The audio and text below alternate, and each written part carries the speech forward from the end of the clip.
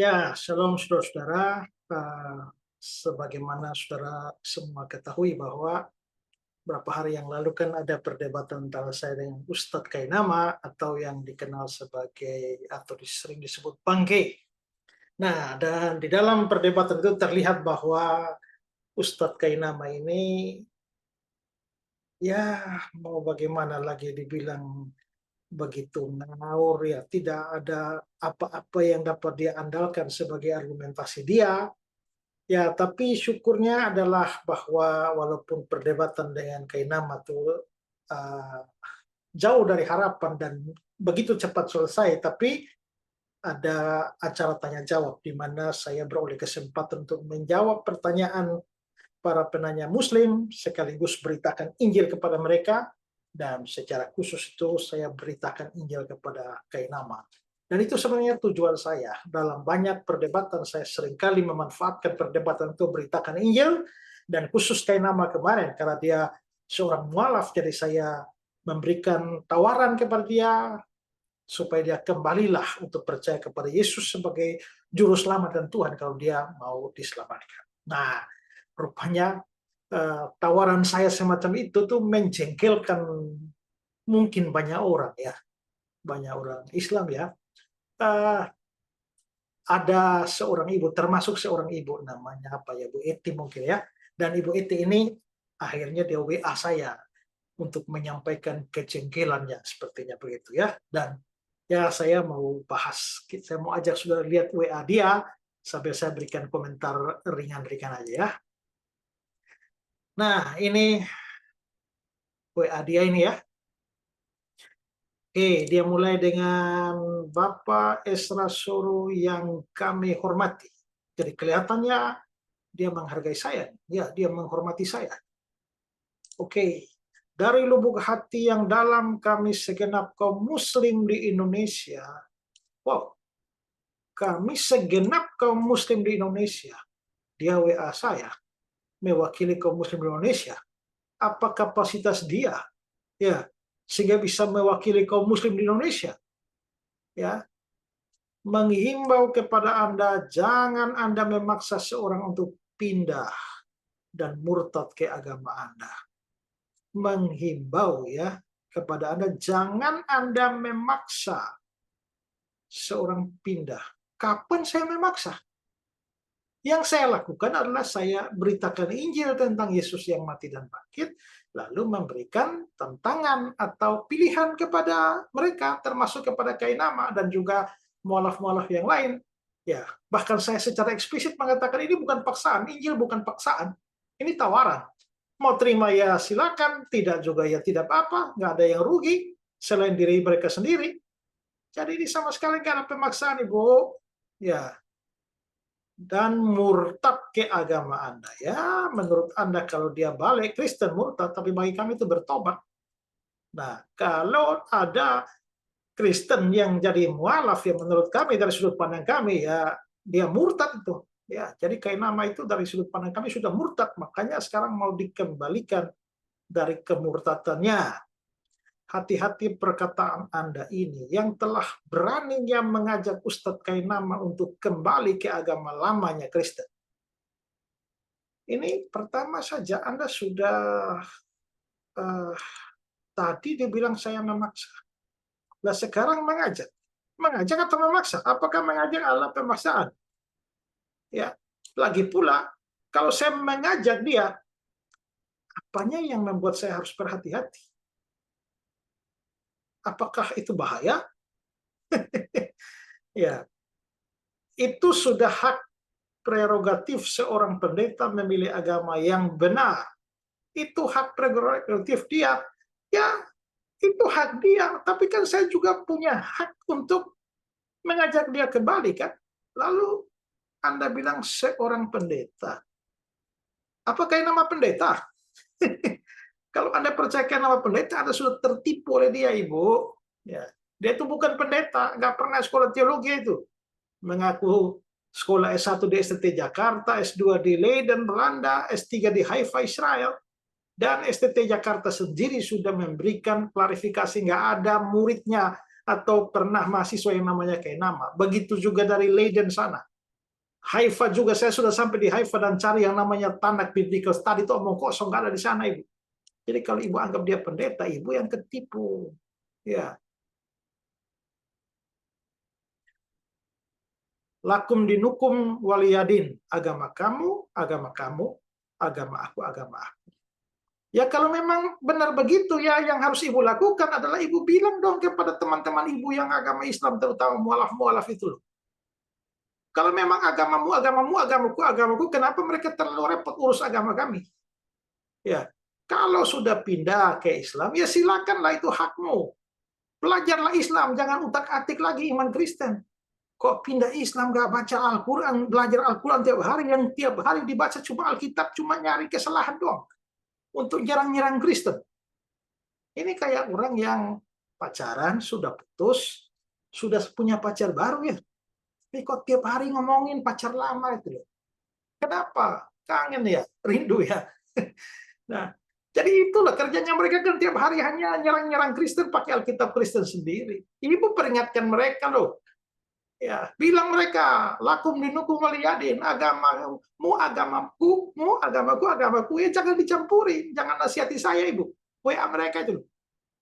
Ya, WA si Kainama, WA itu siapa, Dondita dan Umar dan lain-lain itu. Ya, sempat sekali lagi ucapan Anda mempengaruhi umat Muslim di Indonesia ini. Wow, apakah ucapan saya bisa mempengaruhi umat Muslim di Indonesia? Umat Muslim mana yang saya pengaruhi, Bu? Ya, se-Indonesia, kalau itu terjadi luar biasa, pengaruh saya luar biasa itu ya, bisa mempengaruhi umat Islam di Indonesia. Ibunya ada-ada saja.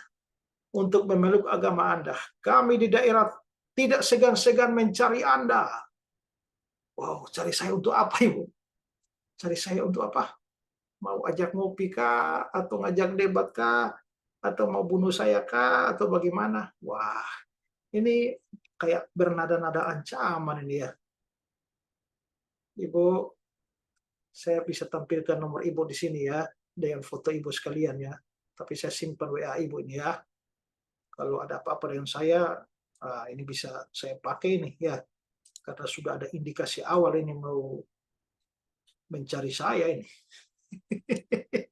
Ibu. Kalau Anda ingin diakui pengikut Yesus atau Nabi Isa Al-Masih, lebih baik Anda bersyahadat ikhlas. Wah, Anda itu kalau mau menawar saya, Anda harus punya sesuatu yang lebih baik dari kekristenan. Kekristenan itu punya keyakinan, keselamatan, punya juru selamat, punya penebus orang berdosa seperti saya. Nah, kalau Anda mau menawarkan agama Anda pada saya, pastikanlah bahwa agama Anda lebih baik dari saya. Apakah agama Anda bisa memberikan kepastian keselamatan kepada saya? Haruskah saya membuang kepastian yang ada pada saya di dalam kekristenan ini, lalu menggantinya dengan mudah-mudahan kemungkinan besar? Semoga, insya Allah. Ibu, kalau Ibu saja belum pasti dengan keselamatan Ibu, jangan tawarkan sesuatu yang tidak pasti kepada saya. Saya menawarkan wajar karena saya punya kepastiannya. Ya, carilah agama yang paling benar. Lah, Ibu kira agama Ibu paling benar? Karena seluruh kitab para nabi mulai dari Taurat, Zabur, Injil diturunkan kepada Nabi Isa Al-Masih, menerangkan akan datang nabi di akhir zaman yang bernama Muhammad SAW. Wow. Nah, Ibu tahu dari mana? Ya, tidak ada di dalam Taurat, Mazmur, Injil itu tentang Nabi Muhammad. Kalian saja yang suka-suka mencari-cari, nggak tahu kenapa. Ya, suka membaca Alkitab kami lalu memaksa-maksakan Nabi kalian masuk dalam Alkitab kami loh. Ayat-ayat Alkitab kami diperkosa dan dipaksa untuk menyisipkan Nabimu masuk ke dalam Alkitab kami. Kalian nggak malu kah? Ya. Bahkan ada lagi yang begitu tololnya menggunakan Kidung Agung 5 ayat 16. Hanya karena di sana ada kata Mahmadim ditarik, diulur, diurai sedemikian sampai Mahmadim menjadi Muhammad, lalu Ahmad, lalu Muhammad, lalu berkesimpulan bahwa Nabi kalian ada di dalam kitab Kidung Agung 5 ayat 16. Saya pikir-pikir lucu ya. Sekian lama kalian suka mengolok-olok kitab Kidung Agung sebagai kitab porno. Kok sekarang nggak malu mencari Nabi kalian di dalam kitab porno itu? Ya. Ada banyak baingau yang model kayak begitu, yang mualaf-mualaf tidak jelas, otak sepotong itu loh. Belajar Alkitab tidak benar, sampai jadi mualaf, lalu mulai memaksa-maksa Nabi kalian masuk ke dalam Alkitab kami. Itu kayak si siapa itu juga itu, eh, siapa itu yang kemarin bertanya itu waktu acara debat terakhir yang bilang Maria Magdalena ibu Yesus tuh bilang bahwa Anisa ada di dalam Injil Yohanes. Surat Anisa itu tentang Yesus tidak mati itu loh. Ada di dalam Injil Yohanes. Lucu amat itu loh. Kok suka sekali mencari pembenaran agama kalian di dalam kitab suci kami? Ya. Jadi omong kosong, ada nabi di dalam Alkitab kami. Ya. Beliaulah nabi yang menyempurnakan kitab-kitab terdahulu. Dan Nabi Isa Al-Masih kelak di kiamat akan diturunkan Allah untuk melanjutkan syariat Nabi Muhammad. Bersetan dengan omongan teori omong kosong Anda ini. Membunuh Dajjal, Yajuj, Majus, dan orang kafir. Dan beliau akan diturunkan pangkatnya sebagai manusia biasa. Turunkan pangkatnya sebagai manusia biasa. Memang pangkatnya sebelumnya apa? Ya, bukan sebagai Tuhan di Kristen. Lah kalau dia bukan Tuhan, ya nggak perlu diturunkan pangkatnya.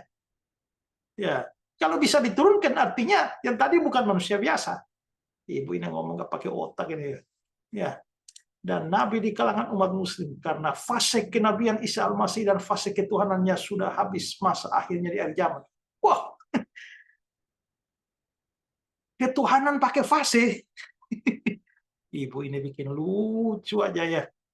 Fase ketuhanan loh. Ya, Tuhan pakai periode ya Ibu ya. Apabila di dalam suatu Alkitab agama yang lain tidak ada menerangkan tanda-tanda Nabi Muhammad yang akan datang, maka kitab Anda, kitab agama itu karangan manusia, bukan wahyu mujizat dari Allah. Astaga, Ibu percaya diri banget loh ya. Memang nggak ada kok. Ya. Dan kalau memang Alkitab saya bukan firman Allahmu ya, nggak apa-apa loh. Ya, Alkitab itu firman Allah kami, bukan Allahmu. Ya. Dan orang yang tidak beriman selain kepada Nabi Muhammad berarti dia telah menjadi sesat dan nyata. Ya, itu kan omongan kita. Ya. Atau dalam Alkitab ciri-ciri domba yang tersesat. Paham itu Esra Soro? Ya, saya nggak paham otaknya Ibu, jalannya pikiran Ibu kok ya. Di Alkitab Matius pasal 25 itu bagi dua. Orang yang percaya Yesus itu disebut domba, orang tidak percaya Yesus itu disebut kambing. Ya. Jadi kami yang percaya Yesus itu adalah domba. Ya, kalau kalian yang tidak percaya Yesus kambing dulu. Hai pendeta, Anda berkuar-kuar kepada guru kami Ustadz Yahya Waluni dan Ustadz Kainama. Astagfirullah. Si Yahya Waluni dan Kainama kamu anggap guru. Sebodoh itu guru. Lah kalau gurunya aja bodoh kayak begitu, bagaimana dengan kalian muridnya? Pantas saja Ibu. Makanya Ibu ngomong dari atas tuh nggak jelas semua itu. Karena gurunya saja fatal, gurunya saja parah itu. Ya, mendingan Anda syahadat. Ibu, saya kan sudah bilang di atas toh ya. Ya, kalau Anda tidak punya sesuatu yang begitu spesial untuk ditawarkan kepada saya, ya ngapain saya ikut? Dan aneh ya, bahwa sekarang Anda tawarkan saya mendingan Anda syahadat. Nah, kalau saya menawarkan kekristenan kepada Kainama, Anda marah. Dan merasa bahwa, wah itu marah-marah mau cari saya lagi. Ya, merasa bahwa saya melakukan sesuatu yang salah. Tapi waktu Anda menawarkan saya, mendingan Anda syahadat. Kok Anda nggak merasa salah? Kalau memang agamamu, agamaku, dan aku tidak boleh menawarkan kekristenan atau Yesus Kristus kepada Kainama, lalu mengapa Anda menawarkan saya untuk syahadat? Ya, supaya Anda menjadi pengikut Yesus yang sejati. Karena Yesus yang Anda sembah itu manusia, bukan Tuhan. Kami juga percaya dia manusia. Tapi dia manusia hasil jelmaan Tuhan. Tuhan jadi manusia, nggak ada yang mustahil. Manusia jadi Tuhan yang nggak bisa. Ya, jadi kalau kamu bilang Yesus manusia, kami juga percaya. Karena dia Tuhan, dia mengambil rupa manusia, hakikat manusia. Ya. dia adalah seorang nabi dan rasul. Kami juga percaya dia seorang nabi dan rasul waktu dia jadi datang ke dalam dunia. Ini dia nabi dan rasul karena dia memberitakan firman. Tapi dia bukan hanya nabi dan bukan hanya rasul, lebih daripada itu Tuhan Allah sendiri, Yahweh sendiri. Ya, dia juga sholat bersujud. Ya, itu tradisi Yahudi kan, kalian yang ikut Yahudi kan. Kan Yahudi lebih dulu dari kalian. Cara ibadahnya bukan bernyanyi di gereja, ibadahnya. Kamu nggak baca Alkitab ya? Yesus sendiri pernah nyanyi kok. Dan karena di Baitul Maqdis dan Bethlehem tempat sholat bukan gereja. Ya karena itu kan agama Yahudi. Gereja kan belum muncul waktu itu. Belakangan kan sudah muncul gereja. Nah, itu agama Yahudi, itu mereka sholat. Tapi kan kalian yang ikut Yahudi. Yesus agamanya Islam bukan Nasrani. Kamu ini ngomongnya bodoh ya. Ya, Yesus itu Islam. Lah, Islam itu muncul tahun berapa, Ibu? Ya, karena agama Nabi semuanya Islam. Ah, Islam muncul tahun berapa, Ibu? Sampai Nabi Adam pun Islam. Aduh, itulah yang saya bilang ya, waktu dia berdengkai nama itu loh. Alkitab kami ini itu bukan cuma wahyu Allah, tapi juga wahyu Allah menyejarah. Jadi ada bukti sejarahnya. Jadi ngomong itu bisa dibuktikan dari sisi sejarah. Lah kamu ini ngomong begini nih loh. Apa buktinya? Bukti sejarah apa yang kalian punya? Gak punya apa-apa, ngomong makin bodoh aja ya. Mengerti kau Esra suruh kafir besar? Nah, tadi di awal kamu bilang Bapak Esra suruh yang kami hormati. Nah, setelah hormat di awal, lalu dikafirkan di bawah kafir besar. Ya, kamu harus tahu bahwa sebenarnya setiap orang itu kafir bagi orang lain. Jadi kalau kamu pandang aku kafir, tapi aku sendiri juga pandang kamu kafir tuh. Ya, semua orang tuh kafir bagi yang lain. Ya, jadi ya ngapain marah-marah Ibu? Ya, sebelum Ibu marah-marah, saya mau tanya, kalau Ibu mati, Ibu yakin masuk surga nggak? Ya, Ibu kan orang berdosa. Bagaimana dengan dosa-dosa Ibu? Apakah Tuhan Allahnya Ibu itu Allah yang Maha Kudus, Maha Adil?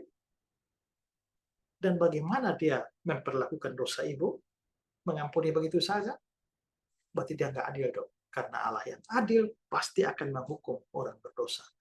Karena itulah, maka sebelum Ibu mati, sebaiknya Ibu juga punya juru selamat. Dan juru selamat itu nggak ada dua di dunia. Di kolong langit ini hanya ada satu saja, yaitu Yesus Kristus. Percaya Ibu selamat, tidak percaya Ibu binasa. Nah, itu saja. Oke,